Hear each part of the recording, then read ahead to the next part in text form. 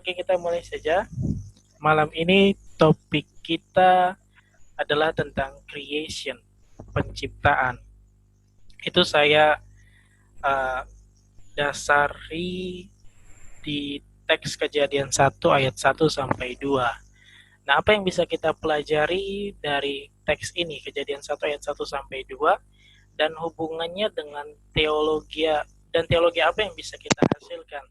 Apakah hanya sebatas berbicara tentang penciptaan alam semesta, penciptaan manusia, ataukah ada hal lain yang bisa kita dapatkan dari teks Kejadian 1 ayat 1 sampai 2? Kemudian implikasinya itu apa?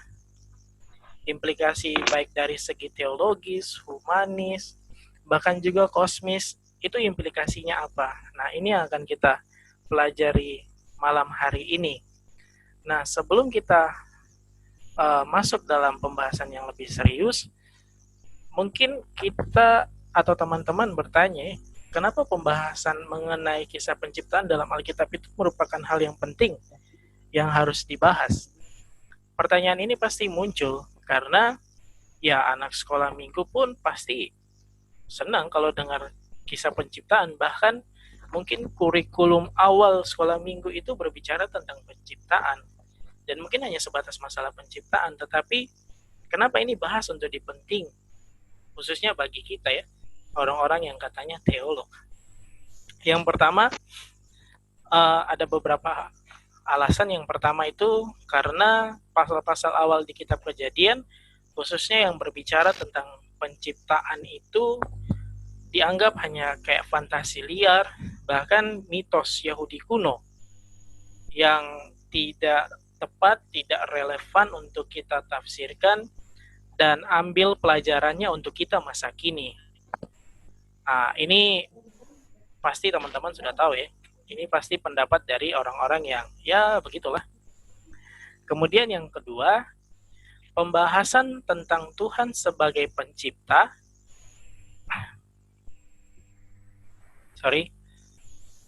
Wah, April baru bergabung. Pembahasan tentang Tuhan sebagai pencipta tidak lagi menarik. Penciptaan hanya dilihat sebagai peristiwa yang sudah usang dan bahkan tidak relevan lagi sebagaimana poin 1 tadi. Ya, karena itu hanya berbicara masalah mitos Yahudi, tidak relevan untuk kehidupan kita sekarang. Dan yang lebih parahnya lagi, ada yang berpendapat bahwa yang penting sekarang itu ya keselamatan individual, keselamatan pribadi lepas pribadi, keselamatan persona lepas persona. Nah, itulah yang menjadikan kenapa saya mau membawa kita dalam pembahasan tentang teologi penciptaan. Kemudian alasan yang ketiga, bila teologi dan khotbah gereja hanya berurusan masalah keselamatan, kemudian bila Allah hanya berurusan dengan manusia, pengampunan dosa atau pembenaran, ya konsekuensinya Allah berurusan dengan manusia ya hanya sebatas Allah dan manusia. Dan bahkan konsekuensi logis yang lebih parah lagi yang Klaus Westermann katakan dalam bukunya itu, ya Allah tidak peduli dengan cacing yang terinjak atau bahkan dengan penampakan bintang baru dalam Bima Sakti. Artinya Allah tidak lagi peduli dengan kosmik, dengan keadaan alam semesta, karena ya Allah hanya peduli dengan manusia. Padahal kan kalau di dalam penciptaan yang Allah ciptakan bukan hanya manusia, tetapi seluruh alam semesta. Nah, kemudian posisi teologi penciptaan selalu inferior. Itu selalu dianggap lebih rendah terhadap teologi lainnya, apalagi masalah kristologi dan soteriologi. Orang yang membicarakan itu ya pasti akan dicap sebagai promotor teologi alam, natural theology. Ya, itu konsekuensinya. Nah, oleh sebab itu, mengapa pembahasan itu menjadi sangat penting? Ya, yang pertama, karena kisah penciptaan ini dianggap kisah fiktif. Kemudian, arkais itu artinya tidak relevan sama sekali dengan kehidupan kita sekarang. Kemudian, kisah penciptaan itu adalah kisah yang inferior, bukan kisah yang superior di dalam tatanan doktrin atau dogmatika Kristen. akhirnya apa? Kisah penciptaan itu tidak urgent, harus dilenyapkan. Nah, inilah 4 alasan mendasar kenapa saya mau membawa kita dalam pembahasan tentang teologi penciptaan, khususnya yang didasarkan pada Kejadian 1 ayat 1 sampai 2. Nah, teori penciptaan ini saya skip saja, mengingat waktu kita yang terbatas. Nah, kalau kita lihat di dalam kisah penciptaan, sebelum masuk ke dalam teologianya, ada banyak sekali keunikan. Misalnya tentang kiasmus atau paralel. Terang diparalelkan dengan gelap, air di atas langit dengan air di bawah laut, darat, laut, matahari yang menggambarkan siang, bulan yang menggambarkan malam, ikan yang mewakili binatang di air, burung yang mewakili binatang di udara, bahkan juga tentang binatang dan manusia. Itu keunikan yang pertama. Kemudian keunikan yang kedua itu berbicara tentang eksistensi Allah. Sekalipun di dalam bahasa filsafat kata eksistensi itu tidak tepat untuk digunakan bagi Allah.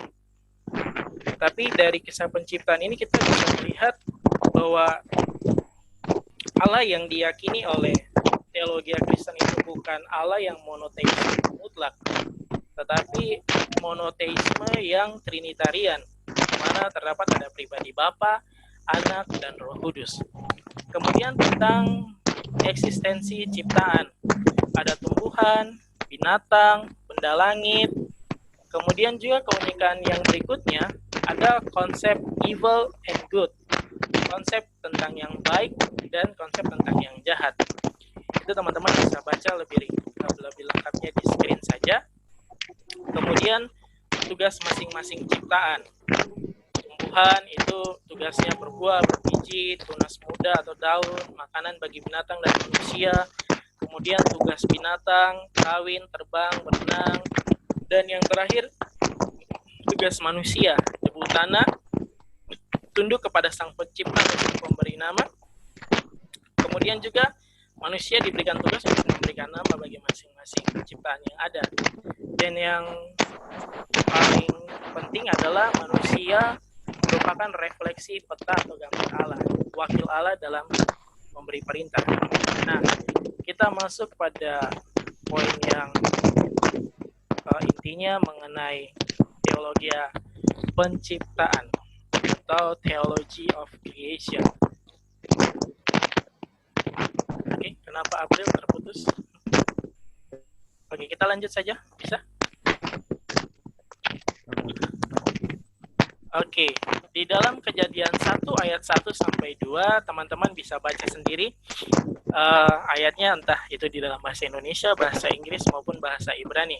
Kalau teman-teman mau kelihatan lebih pintar, mungkin langsung baca saja bahasa Ibraninya.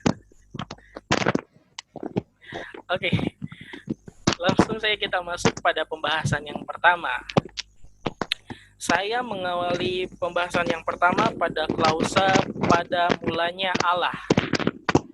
Nah, pada kata pada mulanya ini, itu teman-teman pasti sudah tahu ya, itu berasal dari bahasa Ibrani bereshit dengan kasus partikel preposisi atau partikel kata depan dan juga kata benda feminim singular.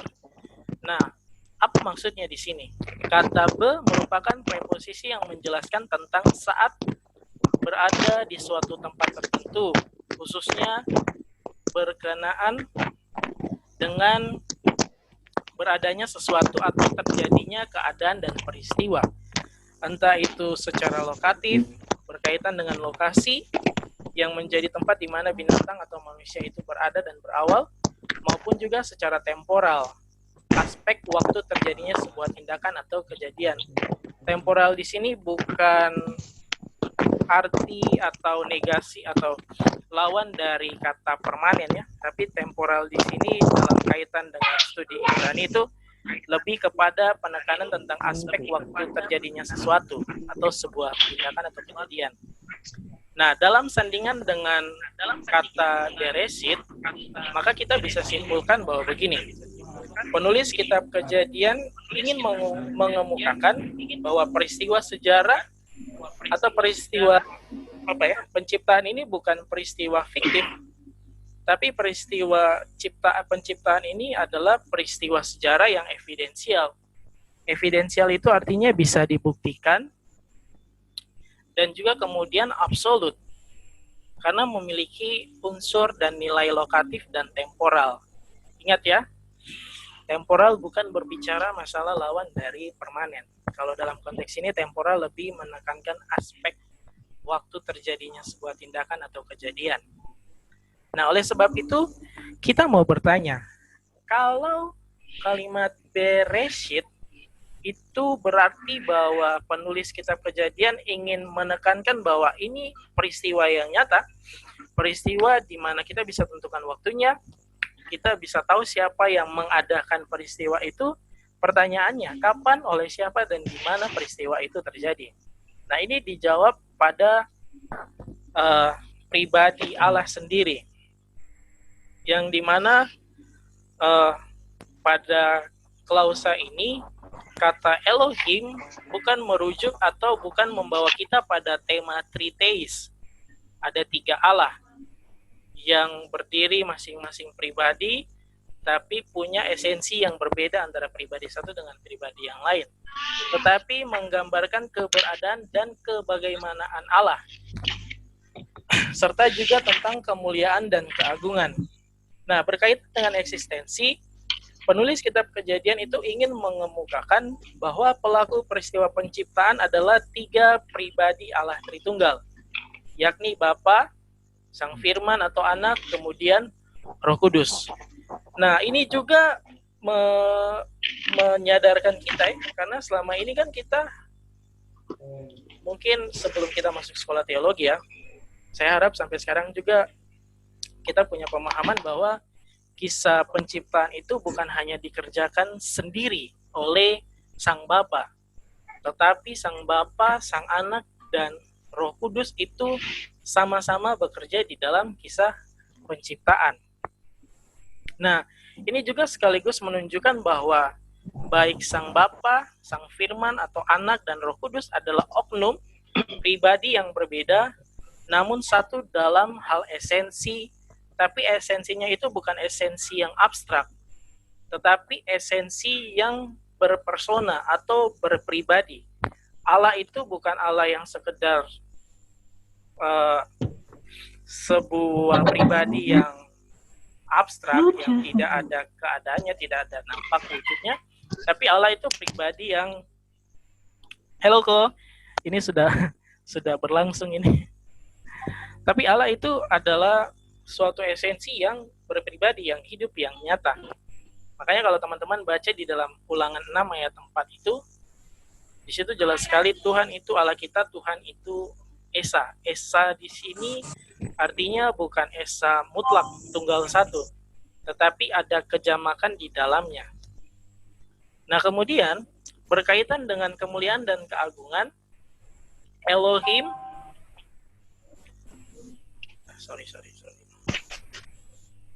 Elohim adalah satu dalam nilai keagungan, kemuliaan, dan kebesaran yang berkaitan dengan jamak intensif. Nah, kalau bentuk tunggal belum cukup untuk mengekspresikan Allah, sebab dia melebihi segala sesuatu dalam segala hal. Keagungan adalah kemuliaan dan kebesaran di mana manusia wajib memuliakan Allah. Maksudnya di sini untuk menjelaskan grammar ini, plural absolut.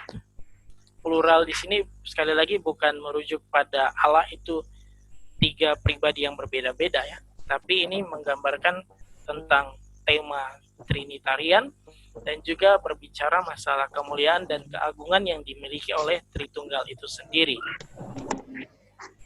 Nah, oleh sebab itu, melalui frasa ini, pada mulanya Allah kita belajar bahwa peristiwa penciptaan itu merupakan peristiwa sejarah yang dilakukan oleh Allah Tritunggal, baik oleh Bapa, Anak, dan Roh Kudus. Nah, kalau di dalam bahasa filosofisnya itu, memang secara ontologis terlihat memang sepertinya Bapa yang aktif di dalam kisah penciptaan, tetapi sebenarnya tidak. Secara ekonomis, baik Bapa, Anak, dan Roh Kudus itu sama-sama saling aktif di dalam peristiwa penciptaan itu. Di dalam kemuliaan dan keagungannya, yang menjadikan ciptaannya pada saat itu adalah ciptaan yang mulia dan agung atau amat baik. Nah, ini yang perlu dan patut untuk digarisbawahi untuk membawa kita pada percakapan berikutnya. Ciptaan yang mulia dan agung wajib untuk memuliakan dan mengagungkan Dia yang dalam kemuliaan dan keagungannya telah menciptakan sesuatu yang mulia dan agung. Ingat ya, ini berbicara tentang konteks penciptaan pertama sebelum manusia jatuh ke dalam dosa. Nah, ini yang nanti akan saya bahas lebih lanjut pada klimaks pembahasan kita pada akhirnya ya, yang membawa kita pada kerangka pemikiran tentang teologi penciptaan. Nah, kemudian kata menciptakan. Mungkin kita selalu mendengar bahwa bara itu lebih identik dengan istilah dalam bahasa Latin creatio ex nihilo, atau Allah menciptakan dunia dari yang tidak ada menjadi ada. Nah, itu memang benar adanya. Tapi kalau kita mau telusuri lebih lanjut, kata tersebut tidak serta-merta mendukung doktrin creatio ex nihilo. Saya bukan menampik pengertian seperti itu, tetapi saya ingin membawa kita kepada pembahasan yang lebih jauh, pengertian yang lebih luas, bahwa begini, ketika Allah menciptakan dari yang tidak ada menjadi ada, Allah tidak hanya sekedar menciptakan, tetapi Allah kemudian mengatur itu. Allah kemudian menata semua yang telah Dia ciptakan itu, sehingga apa yang telah diciptakan itu menjadi sesuatu yang memiliki nilai estetika yang tinggi menurut pandangan Allah. Dan dalam konteks sebelum manusia dan ciptaannya, sebelum manusia dan alam semesta itu jatuh akibat dosa yang dilakukan oleh manusia itu sendiri. Nah, kenapa saya berkata bahwa Allah tidak hanya sekedar menciptakan dari yang tidak ada menjadi ada, tapi juga Allah mengaturnya sehingga menjadi dunia tatanan ciptaan yang harmonis, karena kata kerja ini juga menggambarkan bagaimana dari kekacauan yang betul-betul kacau balau itu Allah membuat dunia menjadi teratur. Itu teman-teman bisa baca di dalam Yesaya 45 ayat 18. Meskipun di dalam Yesaya 45 ayat 18 itu Yesaya memberikan gambaran dalam bahasa biblikanya itu mengironikan dunia yang sebelum diciptakan itu penuh dengan binatang-binatang besar. Nanti teman-teman bisa baca sendiri di situ. Tapi itu menggambarkan bagaimana kata bara itu seharusnya dimaknai seperti itu. Bukan hanya sekedar Allah menciptakan dari yang tidak ada menjadi ada. Nah, kemudian kata kerja ini juga menunjukkan bahwa penciptaan yang dilakukan oleh Allah itu menghasilkan perubahan yang radikal. Seperti misalnya dari kekosongan atau tak beraturan menjadi berisi, tertata, dan siap untuk dihuni oleh manusia. Tujuan dari penonjolan unsur kebaruan ini dalam penciptaan itu supaya kita sebagai manusia ciptaan itu memandang kita adalah makhluk yang kecil sekali di hadapan Allah yang Maha Esa, Maha Kuasa, dan besar melampaui segala ciptaan yang ada. Oke, kemudian dalam klausa yang ketiga, sebelum saya lanjut, apakah saya terlalu cepat dalam menjelaskan?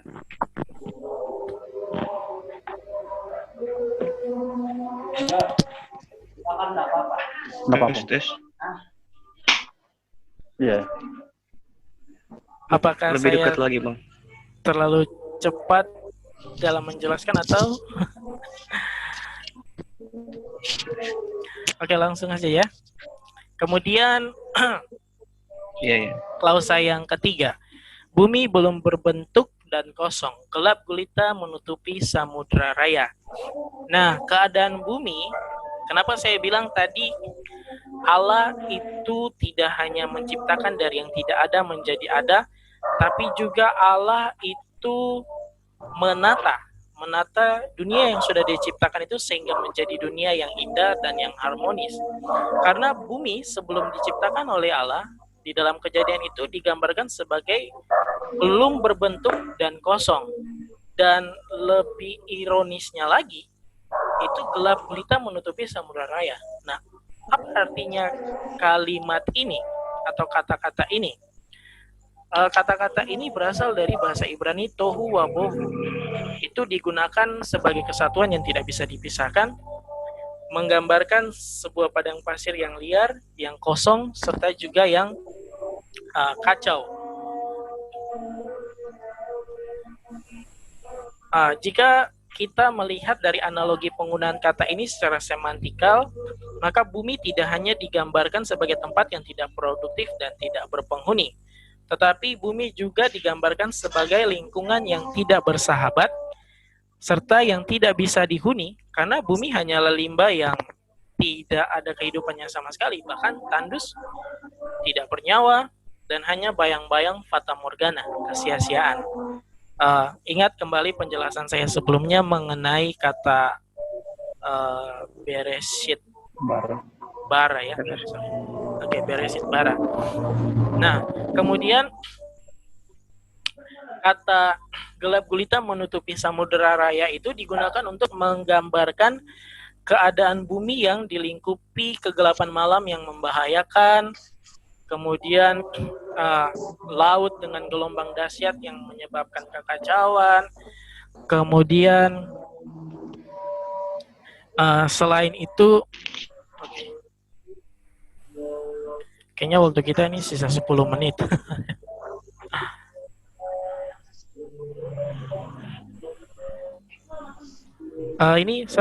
Waktu kita ini sisa 10 menit. Jadi kalau misalnya mati, nanti saya kirim link ulang untuk kita join kembali ya. Oke. Bisa tuh? Boleh. Oke, kita lanjut ya. Boleh. Oke. Keempat kata di atas itu menggambarkan betapa mengerikan dan menegangkannya kondisi bumi sebelum diatur oleh Allah. Jadi kalau kita lihat, kalau kita berimajinasi liar ya, sebenarnya keadaan bumi itu kayaknya tidak ada bentuk apa-apanya kalau Allah tidak campur tangan untuk membuat, mengadakan, dan mengatur bumi yang sudah Dia ciptakan. Nah, kemudian klausa yang keempat, roh Allah melayang-layang. Apakah melayang-layang itu terbang ke sana kemari seperti layang-layang yang sudah putus benangnya? Kata melayang-layang itu bukan hanya saja melayang-layang yang abstrak, tapi lebih tepatnya itu mengawasi, melingkupi, atau mengerami. Layaknya induk ayam yang sedang mengerami telurnya, supaya telur itu kemudian menetas menjadi seekor ayam mungil yang kemudian bisa menggantikan orang tuanya. Nah, ini berarti roh Allah tidak hanya melakukan suatu pekerjaan abstrak tak bermakna, namun lebih daripada itu, roh Allah mengawasi dan memberi serta memulai kehidupan yang baru di tengah-tengah bumi yang kacau dan kosong saat itu. Nah, ingat kembali klausa yang kedua tentang kata bara. Makanya setiap klausa itu punya benang merah yang tidak bisa kita putus-putuskan, supaya kita dapat pemahaman yang utuh. Nah, dari keempat klausa ini, klimaksnya apa? Teologi penciptaan yang bagaimana yang kita bisa dapatkan dari teks ini? Yang pertama, ini berbicara masalah nilai historis dari peristiwa penciptaan. Peristiwa penciptaan merupakan peristiwa sejarah yang evidensial, absolut, karena memiliki nilai dan unsur lokatif dan temporal.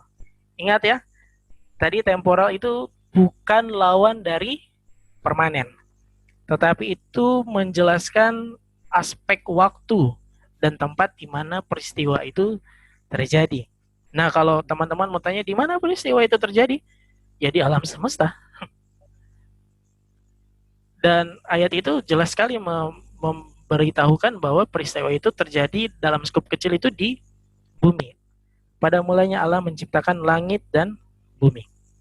Nah, kemudian yang kedua, peristiwa penciptaan merupakan karya Allah Tritunggal, tiga pribadi dalam satu esensi, yakni Allah yang persona, yang menjadi horizon, mata air karya penebusan, penyelamatan, dan pemulihan ciptaannya, khususnya manusia, dan yang juga dikerjakan oleh Allah Tritunggal.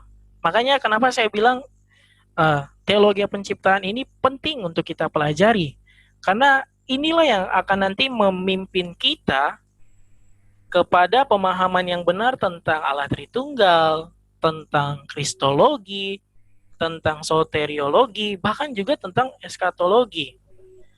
Nah, itu mungkin akan saya jelaskan lebih lanjut kalau ada teman-teman yang bertanya, kenapa karya penciptaan itu berkaitan erat dengan pemahaman yang benar tentang eskatologi.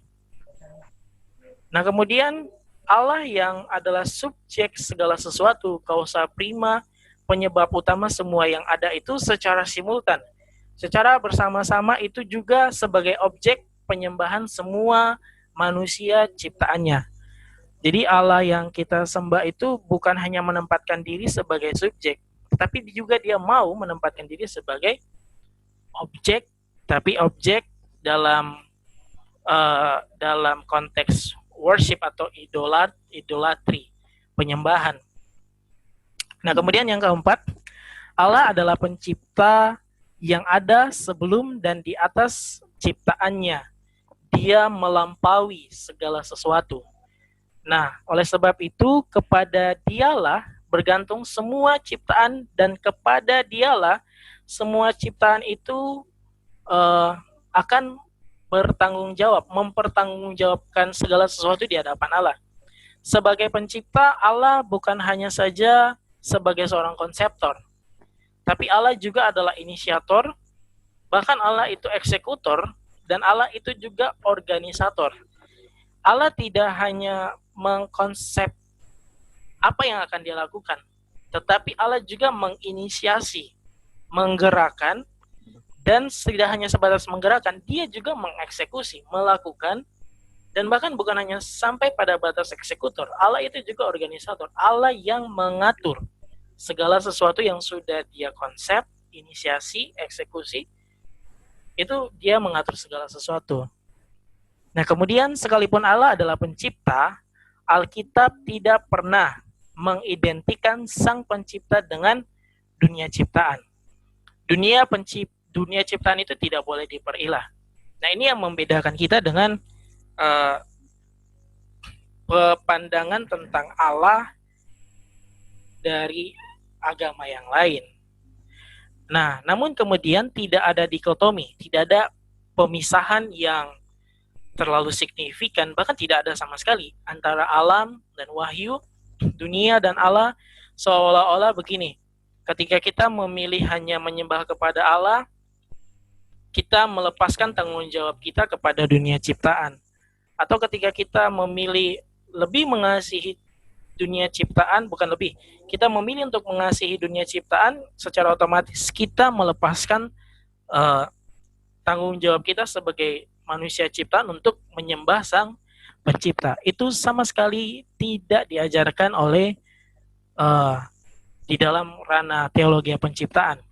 Nah, kemudian peristiwa penciptaan meneguhkan keyakinan bahwa Allah ada dan bertindak. Ia bertindak, maka ia menciptakan. Ia menciptakan, maka ia memiliki. Ia memiliki, maka ia menguasai. Ia menguasai, maka ia memelihara. Ia memelihara, maka ia memulihkan ciptaan. Kemudian yang berikutnya, dunia yang kosong dan kacau memiliki nilai keagungan dan kemuliaan hanya karena Allah yang mempunyai kemuliaan dan keagunganlah yang menciptakannya. Jadi kalau teman-teman ingat di grup HITS, saya pernah mengirimkan satu pemikiran saya tentang tema-tema yang selalu dibawakan, you are very special dan bla bla bla bla bla bla. You spesial itu karena dibuat spesial oleh Allah. Ini tidak punya nilai spesial apapun di mata Allah. Nah, kemudian segala sesuatu atau ciptaannya adalah teratur untuk mencapai maksud penciptaan, dan keraturan ini menyaksikan mengenai kedaulatan pencipta atas semua ciptaan. Berikutnya, keharmonisan merupakan nilai sakral yang harus, nah ini berkaitan dengan nilai humanis dan sosial ya. Keharmonisan merupakan nilai sakral yang harus dijunjung oleh manusia dalam menjalin relasi, entah itu dengan sesama maupun dengan alam sekitar atau ciptaan yang lain. Berikutnya, karena alam dan manusia adalah ciptaan Allah, maka baik Allah maupun manusia adalah dependen, makhluk yang sangat bergantung kepada Sang Pencipta, dan bahkan makhluk yang sangat bergantung dengan ciptaan-ciptaan yang lain. Kita tidak mungkin dapat hidup kalau kita tidak makan. Berikutnya, Allah menciptakan dunia dengan segala isinya dalam kondisi baik dan harmonis. Nah, sekalipun pada akhirnya dinodai oleh dosa manusia. Namun Allah yang sama akan dan telah memulihkan dunia ini dengan segala isinya di dalam Tuhan Yesus Kristus melalui karya inkarnasi sampai kepada nanti pada masa parusia, akhir dari bumi ini. Kekosongan dan kekacauan dunia hanya dapat terselesaikan oleh, dalam, dan melalui Allah. Nah, kira-kira itu saja poin-poin penting tentang teologi penciptaan.